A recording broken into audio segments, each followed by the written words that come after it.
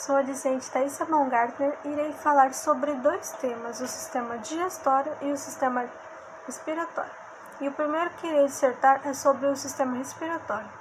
O sistema respiratório, ele é composto por dois pulmões, órgãos esponjosos, que ficam localizados na caixa torácica, e eles são responsáveis pela troca de oxigênio entre o gás oxigênio e o gás carbônico, e para que isso aconteça na respiração. E eles são envolvidos por uma membrana dupla denominada pleura. E logo após eu irei falar sobre o que são os brônquios, o que são a traqueia e o que é os pulmões. O pulmão ele é formado por milhões de alvéolos pulmonares, que eles são envoltos por uma membrana denominada pleura, que eu citei anteriormente, e essa pleura ela reveste internamente a cavidade torácica e externamente os pulmões. E essa pleura ela é denominada de pleura visceral e pleura parietal.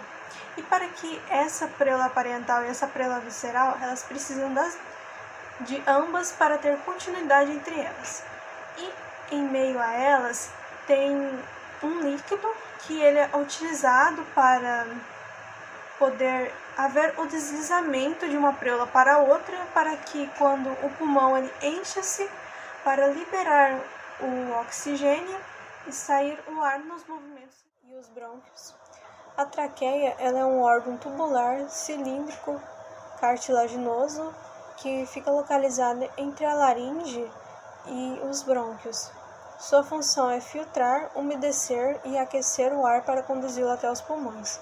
Os brônquios eles são órgãos responsáveis por parte do sistema respiratório, que ligam a traqueia aos pulmões, e que são dois tubos cartilaginosos que levam ar até os pulmões e que eles se ramificam para formar os bronquíolos. E com isso eu fecho a ideia do que é um brônquio e do que uma traqueia. Bom, agora eu vou falar sobre o sistema digestório. Eu fiz essa maquete para exemplificar cada parte do sistema digestório. O sistema digestório, ou sistema digestivo, ele é responsável pela obtenção de alimentos e a ingerir os nutrientes responsáveis por cada função, que é determinado por cada função do sistema digestivo. E essas funções elas são importantes para o crescimento, a obtenção de energia para a reprodução e a locomoção. E logo no vídeo seguinte eu vou mostrar um vídeo só mostrando essa maquete com os nomes das partes que formam o sistema digestório. Vou começar aqui com as glândulas submandibulares e as glândulas salivares. A glândula parótica, que fica aqui neste vermelho. A cavidade oral, que fica aqui.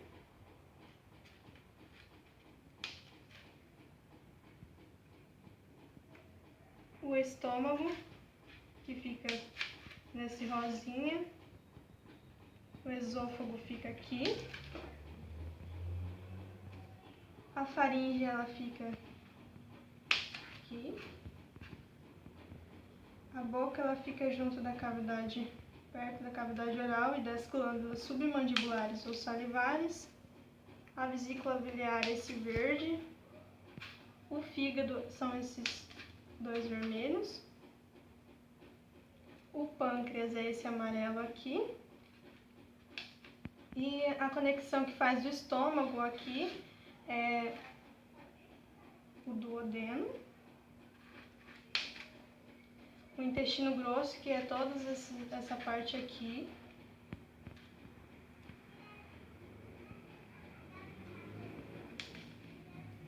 Intestino delgado. Apêndice, que liga o intestino grosso ao reto. O reto. E para finalizar, o ânus e a língua, que fica perto da cavidade oral, da boca e das glândulas salivares e submandibulares. E com isso eu fecho o meu esquema do sistema digestório. Para observar com mais clareza cada parte dele, no vídeo anterior eu coloquei cada parte do sistema digestório, e com isso eu fecho a minha conclusão do sistema respiratório e agora do sistema digestório. E agora eu vou falar sobre o sistema periférico, que é o SNP. Bom, este sistema é formado por 12 pares de nervos cranianos e 31 pares de nervos espinais. Os nervos cranianos, eles partem do encefalo e os nervos espinais partem da medula espinal. Os nervos cranianos, eles podem, os nervos cranianos, esses daqui, ó. Eles podem ser sensitivos, que apresentam fibras nervosas transmissoras de mensagem dos órgãos nervosos para os centros nervosos. Ou eles podem ser motores, que apresentam apenas fibras nervosas que transmitem mensagens dos centros nervosos para os órgãos. Ou também ele pode ser misto, que é tanto os sensitivos, tanto os motores. Bom, os nervos espinais, todos eles são mistos. Cada um é formado por uma raiz sensitiva e uma raiz motora, que eles saem lateralmente da medula e logo se unem. A raiz posterior, ou a dorsal, é sensitiva, e a anterior, ou a ventral, é motora. A divisão motora, ela se apresenta em neuromotores, que formam o sistema nervoso periférico somático, que encaminham mensagem do SNC aos músculos esqueléticos, principalmente em resposta de estímulos do ambiente. E neste caso a resposta é voluntária, depende da vontade do sistema nervoso. Cada neuromotor tem um corpo celular dentro do SNC e o axônio vai diretamente aos músculos. Já os neuromotores que formam o sistema nervoso periférico autônomo encaminham mensagem do SNC aos músculos não estriados e estriados, que são lisos, cardíaco, e a resposta é involuntária, ou seja, depende da vontade. Tipo, a outra é voluntária, essa é involuntária, tá aí a diferença dos dois. Sobre o sistema autônomo, ele é dividido em duas partes, que é o simpático e o parasimpático, que eu mostrei no início do vídeo. As simpáticas, elas liberam noradrenalina, e as parasimpáticas, elas liberam acetilcolinas. A diferença das duas é que uma é para repouso e outra para ação, basicamente isso. A atividade simpática, ela prepara o corpo para a ação, seja ela combate ou defesa.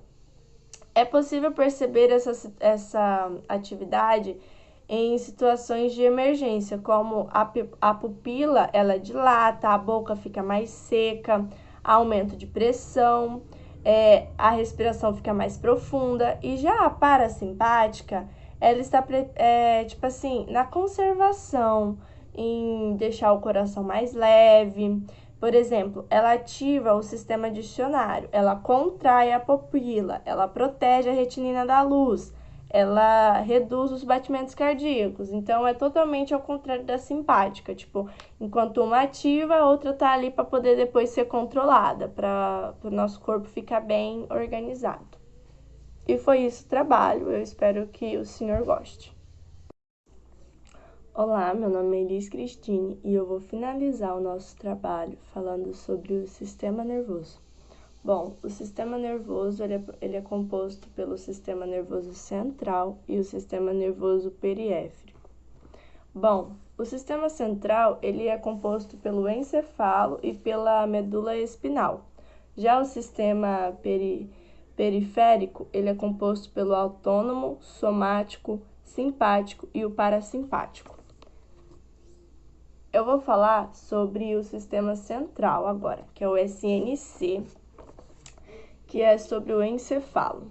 Bom, o encefalo, ele é composto por vários elementos. O primeiro deles é o telencefalo, que está relacionado principalmente com a memória, com o pensamento, com a inteligência, com a audição, com o paladar, com a fonação e com a visão. O diencefalo, ele produz centros nervosos principais, como o tamalo, epitálamo e o hipotálamo.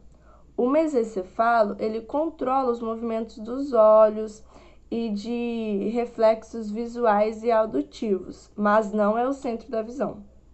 O metencefalo, ele é encarregado de coordenar as funções motoras do nosso corpo, como locomoção, equilíbrio e etc. O mielencefalo, ele é considerado um centro vital, pois é ele que controla o sistema respiratório.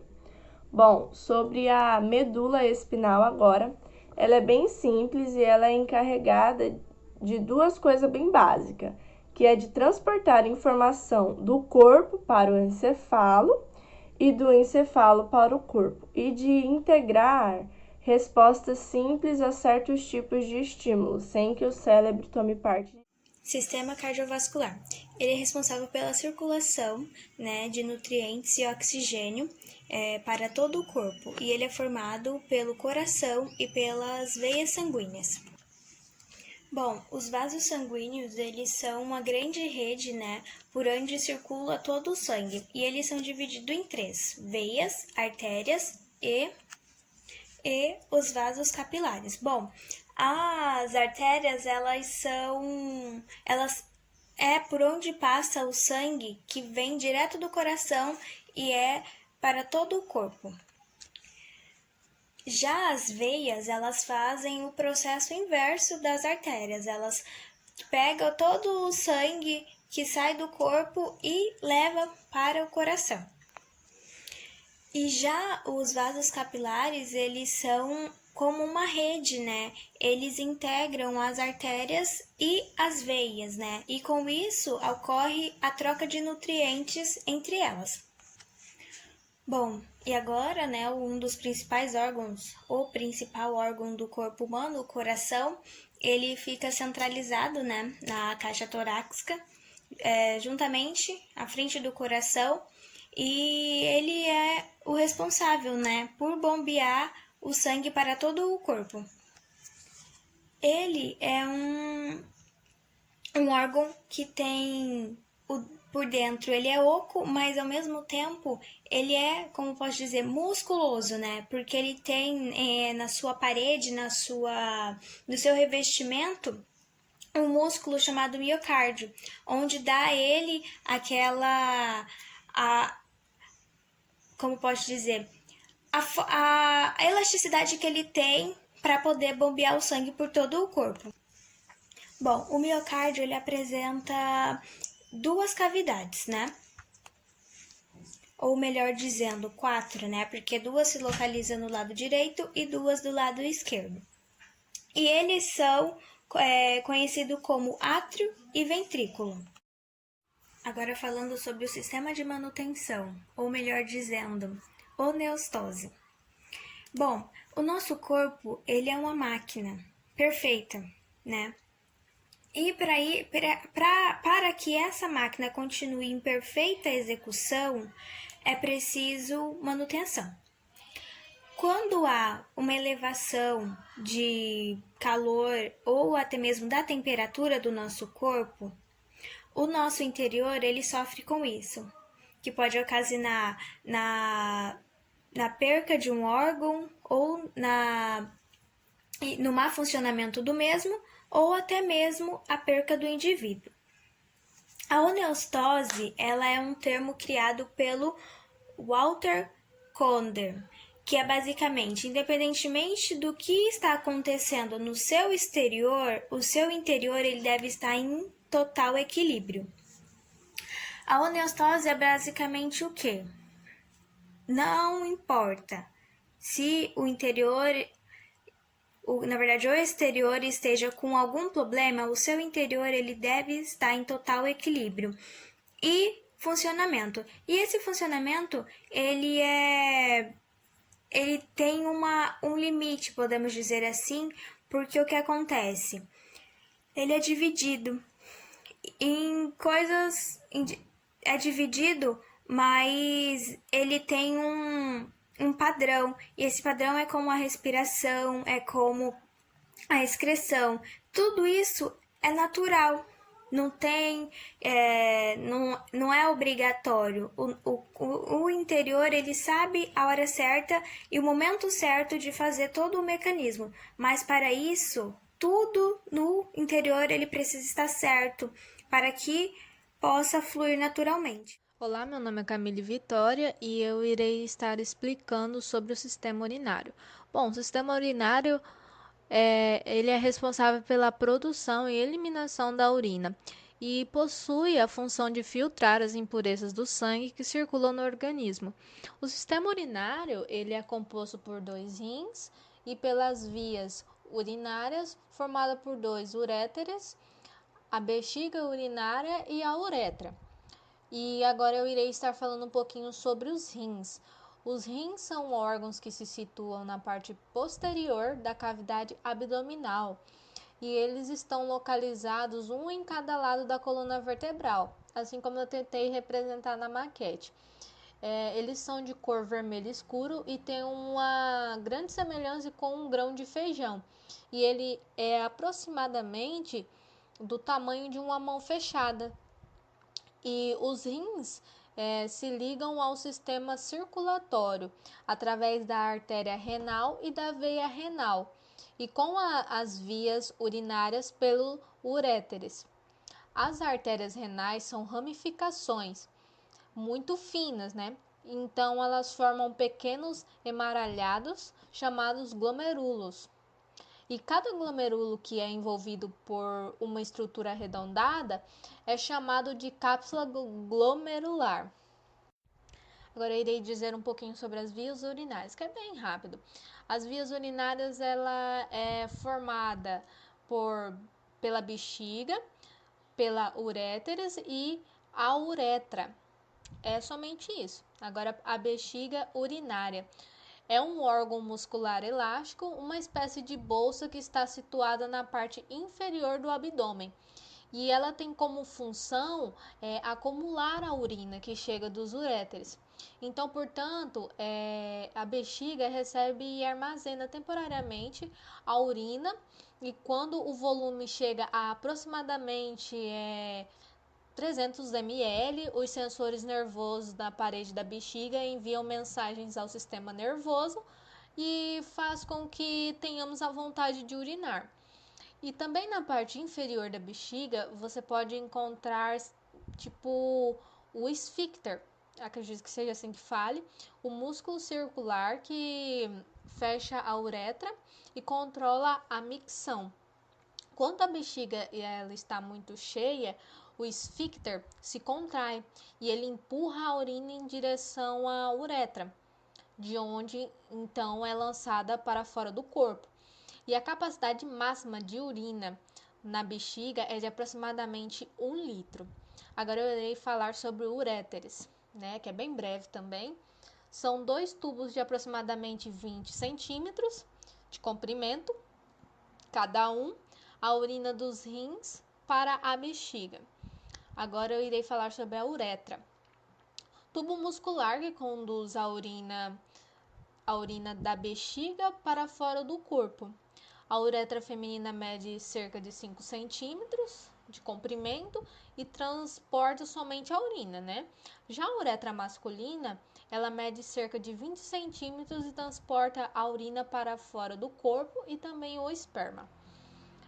Agora eu irei falar um pouquinho sobre o sistema urinário masculino, né?